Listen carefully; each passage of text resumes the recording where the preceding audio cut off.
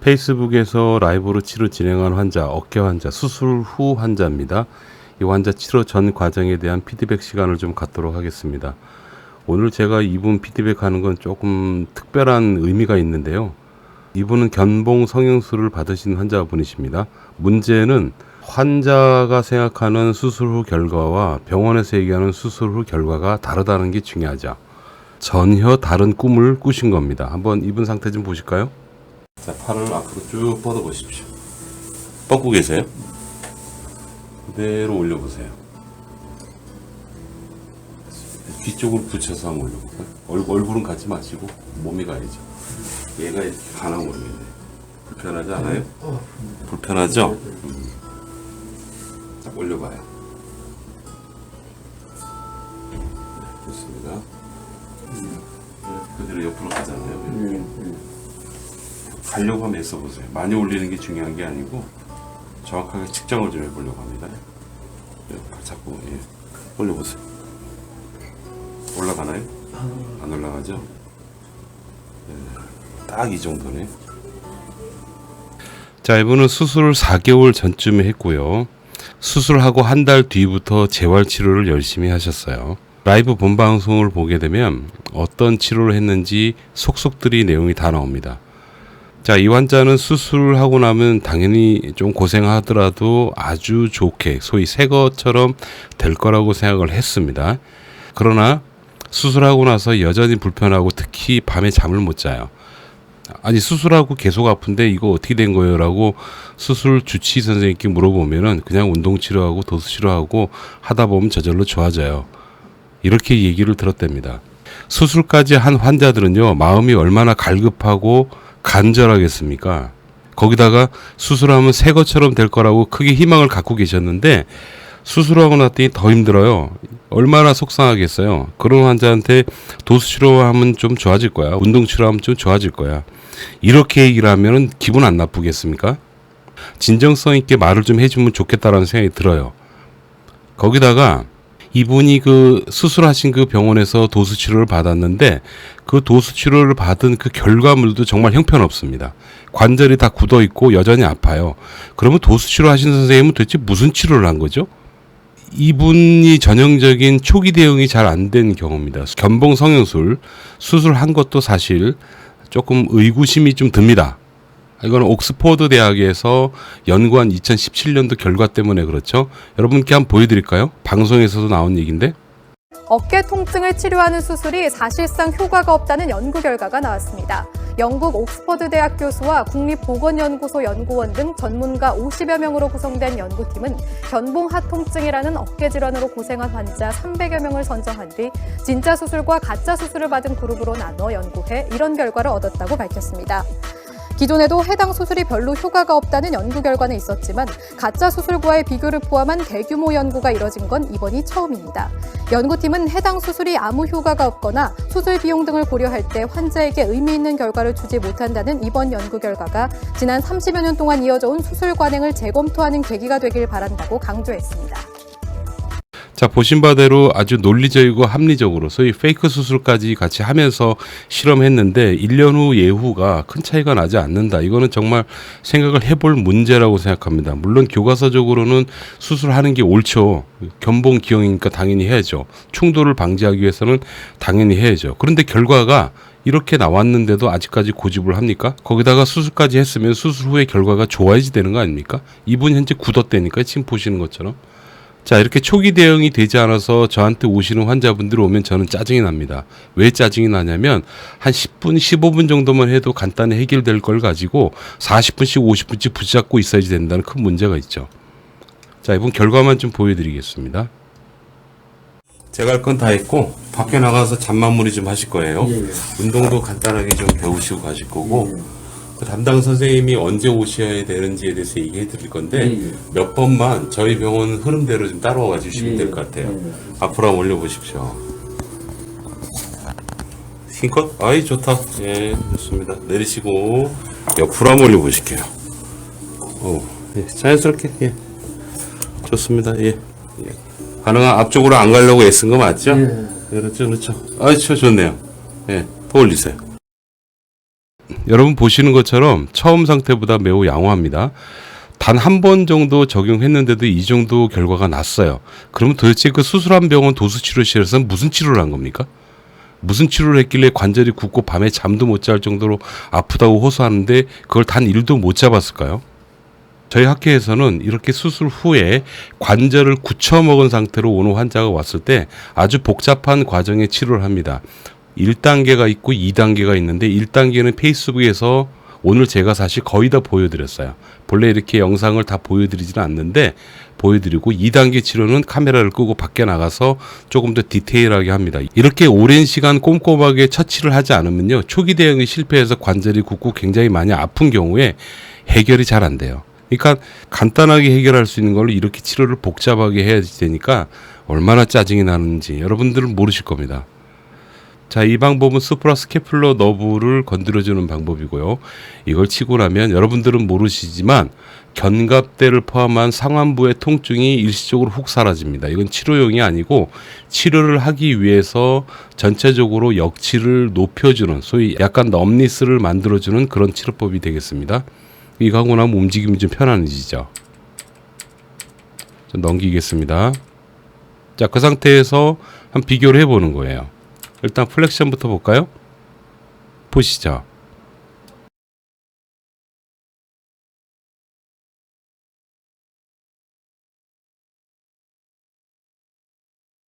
자, 플렉션 범위는 조금 양호해졌고 조금씩 양호해지는 걸 볼 수 있어요.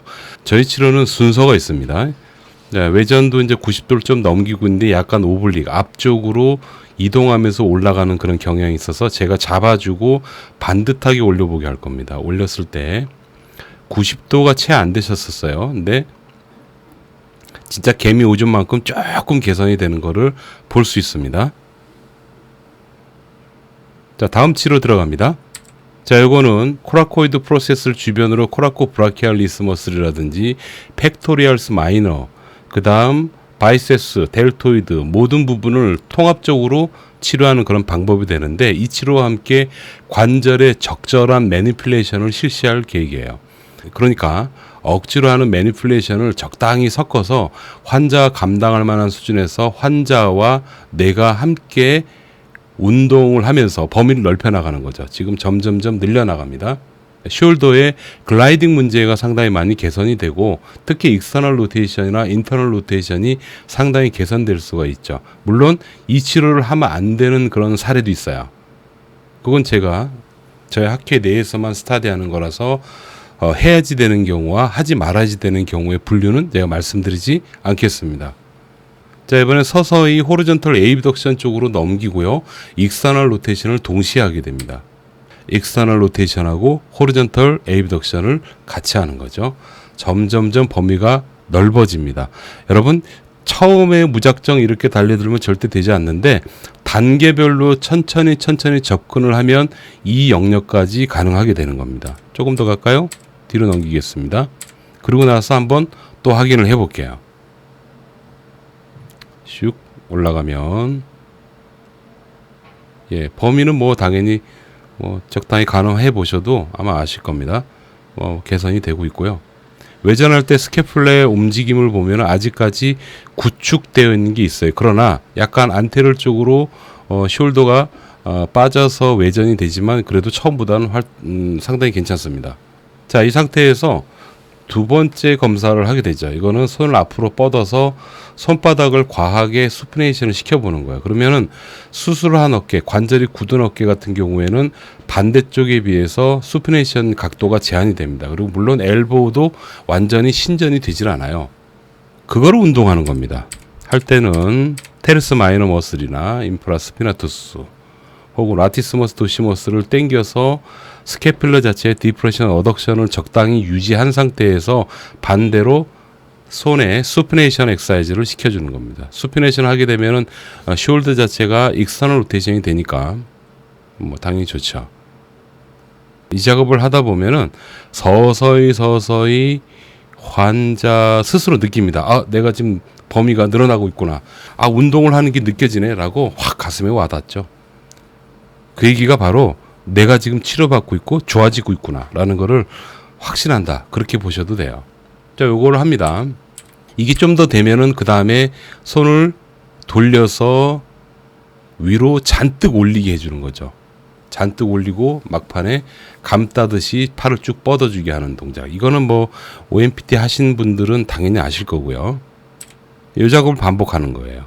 이렇게 자꾸 팔이 옆으로 벌어지는 거는 아직까지 숄더의 구축, 4개월 동안 수술 후에 도수치료한 그 병원에서 관절을 굳혀 먹었기 때문에 이런 현상이 있는 겁니다. 굳기 전에 통증 조절만 잘했으면 굳질 않았을 거고, 관절이 굳지 않았으면 통증도 당연히 없을 거고, 그러면 심야통도 없고 아마 지금 일상생활을 건강하게 할 수 있을 겁니다.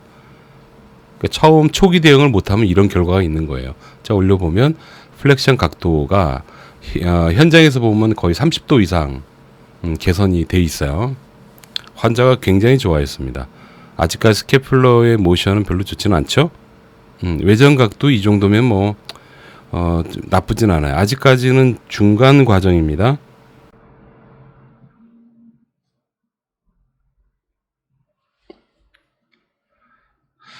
그 다음 라티스머스 도시모슬에 힘을 주는 방법에 대해서 알려드리는 거죠.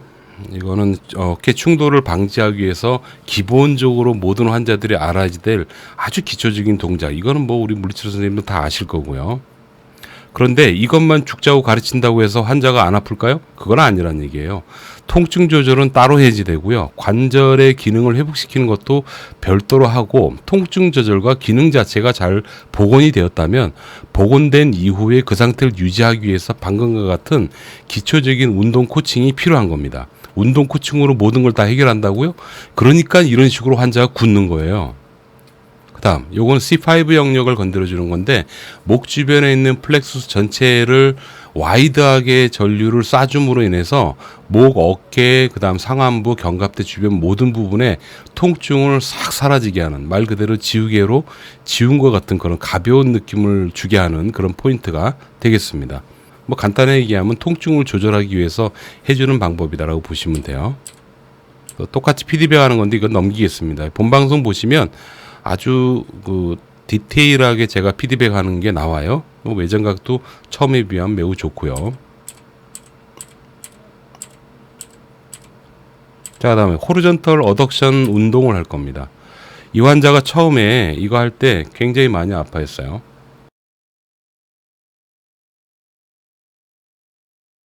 반대쪽 어깨 한번 잡아보세요.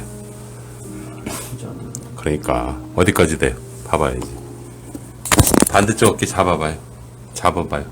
그다음에 이쪽 팔로 팔꿈치 잡고 이거 바짝 세우셔야 돼요. 90도 어깨 상태에서 여기 힘 주지 말고 이쪽 힘으로만 살짝 당겨봐요. 그렇지. 풀고 이렇게 하시는 겁니다. 아프지 않게 무리하지 않고 하죠. 본 방송을 보시면은 이 환자분이 이 동작에서 굉장히 고통스러워했다는 게 아주 작은 목소리로 들릴 겁니다.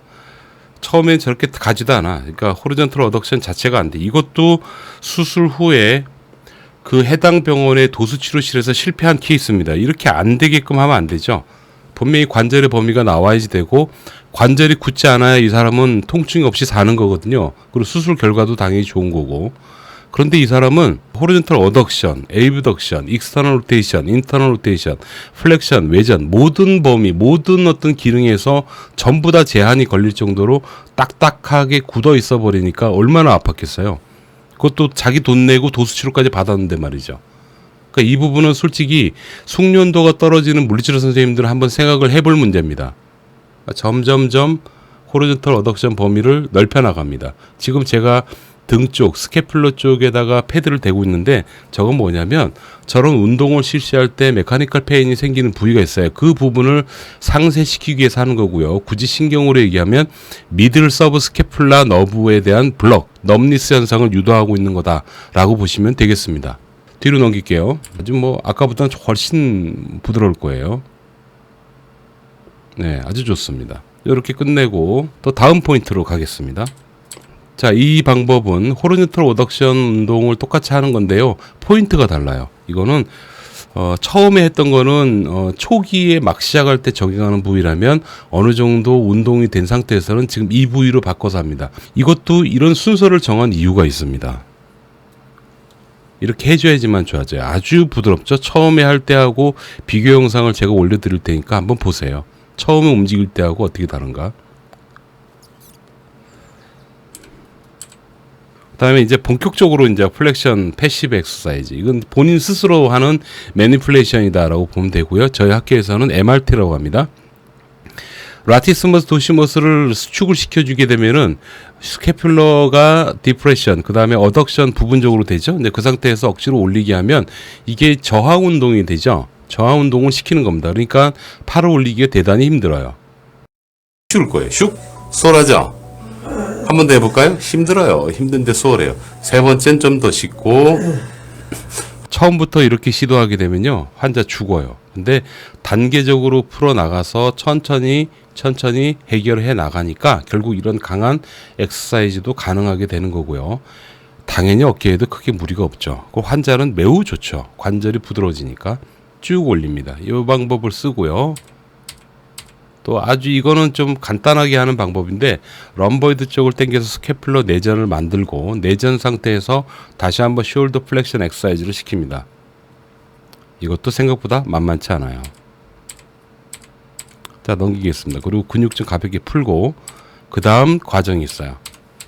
리가멘트, 캡슐라 리가멘트를 위해서 무언가 치료할 건데, 이것도 순서가 있습니다. 처음에 바로 즉각적으로 캡슐라 리가멘트를 건드려 버리게 되면 환자가 너무 고통스러워하세요. 그렇기 때문에 서브스캐플라리스 머슬 자체에 일정한 툴의 전기 자극값이 있습니다. 그 수준을 잘 맞춰서 조절을 해주게 되면 스캐플러 전체, 특히 견갑대 내측으로 통증이 있는 그런 분들 같은 경우에 상당히 통증이 많이 해결이 됩니다. 그 상태에서 캡슐라 리가멘트, 특히 캡슐라 리가멘트에 에피리가멘트에 구성되어 있는 뉴로바스쿨러 번들을 자극하는 방법을 저희가 쓰게 됩니다. 단순하게 전기 치료를 하는 것이 아니다라는 걸 여러분들께 보여드리고 있는 겁니다. 그래서 요거 서브스캐플라리스를 가볍게 건드려 주고요. 그다음 요게 이제 캡슐라 리가멘트를 공략하는 방법인데, 이거는 수술을 하는 것처럼 칼로 함부를 열어서 조직을 보여주고 하는 게 아니기 때문에 굉장히 쉬워 보이고 단순해 보이지만 사실 굉장히 위험하고 어려운 그런 작업을 합니다.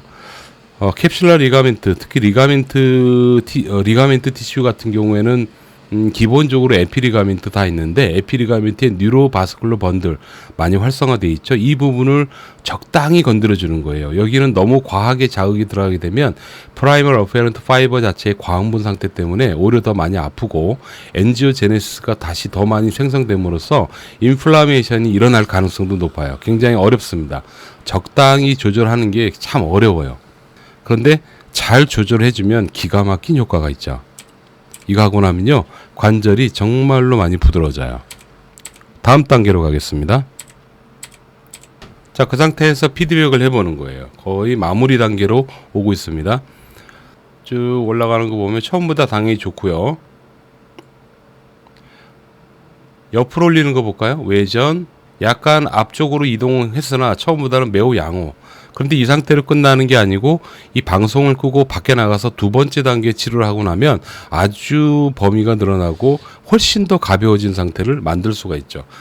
자, 교통 정리하겠습니다. 여러분, 수술하는 거 좋다 이거예요. 수술하면 좋죠. 그리고 절대적으로 수술을 해야지 되는 그런 경우가 아니다 하더라도 수술을 하면 나쁘진 않죠.